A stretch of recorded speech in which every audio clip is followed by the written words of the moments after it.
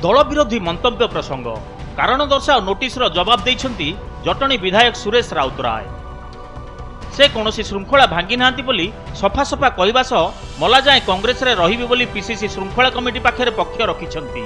भुवनेश्वर संसदीय क्षेत्र में कांग्रेस पर प्रचार करिबिनी बोली पीसीसी सभापति और हाईकमांड को जणाइछंती बोली कहिछंती सुरेश।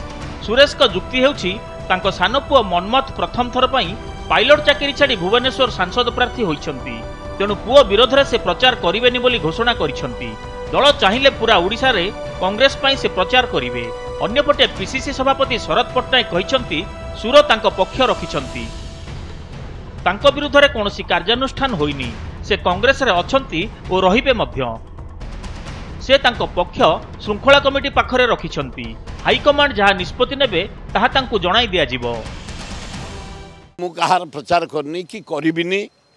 मु ओडिशा जाक मु कांग्रेस मैन, कांग्रेस रे मरिबी, कांग्रेस रे मल गोटे कांग्रेस पताका हाथ पता घोड़िया कही राज्य जाक बुलिबी, कांग्रेस प्रचार करी। किंतु भुवनेश्वर जो लोकसभा बेगुनिया बलगड़ खोर्धा जटणी आमर उत्तर भुवनेश्वर मध्यम भुवनेश्वर एकाम्र जयदेव एठे कहार प्रचार करिया को जीविनी। सौरभ बाबू विषय कौन हम कौन नहीं, that is high command will look after it, nothing to worry, it is our party affairs, will sort out it. सेपटे पूर्वतन पीसीसी सभापति जयदेव जेना पुओ दल छाड़ा नहीं होइथिबा चर्चा को खंडन करिसेंती। जयदेव को पुओ तथा पीसीसी साधारण संपादक मनोज जेना कहिसेंती तांको बापा एथर कांग्रेस टिकेट रु आनंदपुर निर्वाचन मंडली निर्वाचन लड़िबे।